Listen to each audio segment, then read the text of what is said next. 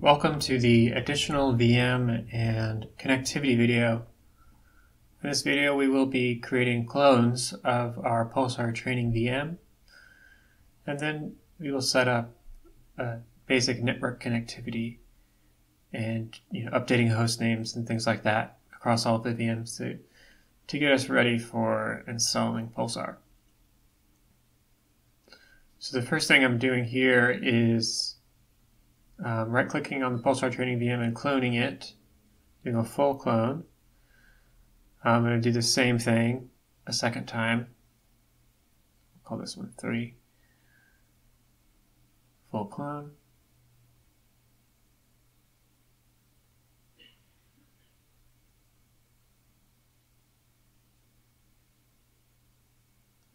All right.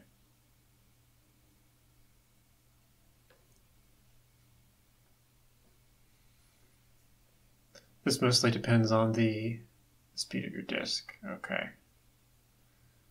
Now that we have 3 VMs for our cluster, go ahead and turn all of them on. Now you may remember we reserved 2 gigabytes of RAM and gave 2 CPUs to each VM. So make sure you have enough RAM to support all of this running on your machine. My laptop has 16 gigabytes of RAM, so we can easily handle an extra 6 being dedicated to VMs. If you have an even better computer, like maybe with 32 gigs of RAM, that'd be great, because then you can. It'd be great if you could give 6 gigabytes of RAM to each VM, but I just don't have. We don't have those resources available here, and I think also most people don't have those resources, so we're going with 2. So it's going to take a while for each of the VMs to start. I did not fast forward stuff for this video because I do think it's important for us to first of all see the process in its entirety.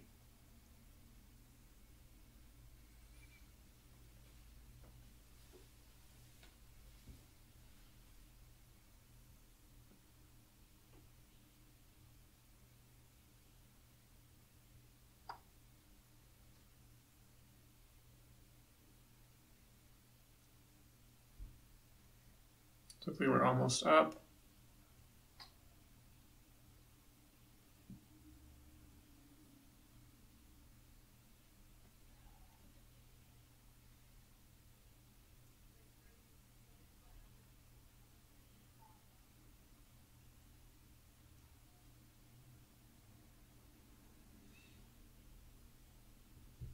Okay.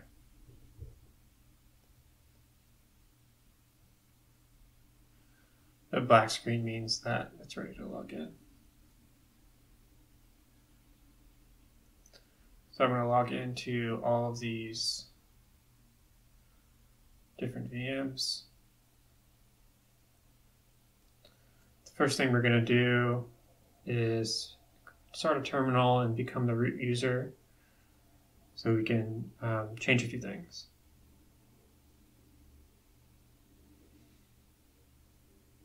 Now, obviously, we don't want to run all of our commands on each VM just because that takes a long time. But for now, we need to run them on each VM.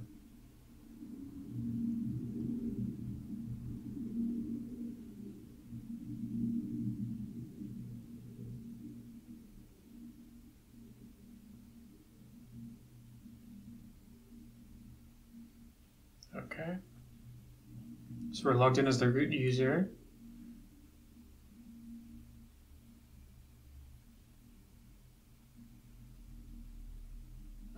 Using Vim, we'll update the etc hostname file.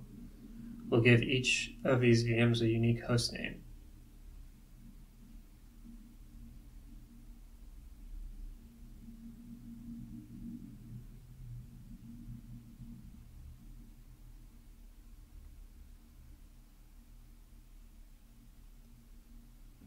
Pulsar training 02.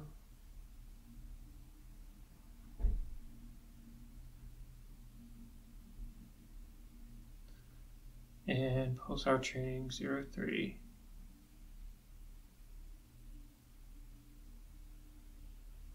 Next step is to add an entry into the local Etsy host file. Etsy host file is basically a local version of DNS. So when we type in Pulsar training 03, 02, and 01, that name is translated to the correct IP address. Okay, Pulsar training 01. So I used the IP addr command, and that spits out a bunch of information. Within that, I'll be highlighting what we care about. This 192.168 is the IP address of this machine.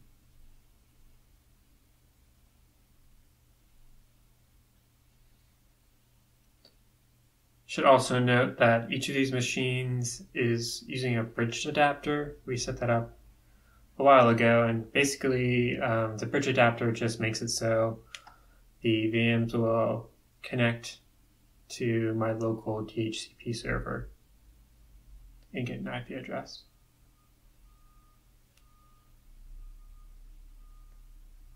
Okay, so I'm copying and pasting this into the Etsy host file on all machines.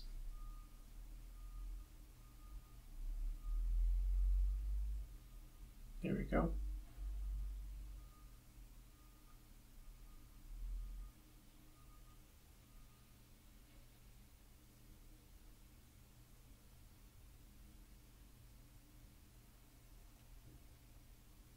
So now on the Pulsar Training 1, I'm installing the EPEL release package, which in turn installs the EPEL release yum repository, so we can download additional packages. After installing EPEL release, I'm doing a yum install-y cluster SSH. Cluster SSH is great because you can connect to many machines at once, and then when you're typing in a command, it will issue that command to all 3 machines at the same time. So for a project like this, instead of running the same command 3 times, I just type it in once and it goes to all 3 machines at the same time. For you, I'm not sure you want to use cluster SSH. It might be good just for the sake of training to set up Pulsar individually 3 times. But you'll be able to see, or you'll be able to watch the commands go through on all the individual machines. It's really up to you whether you want to use cluster SSH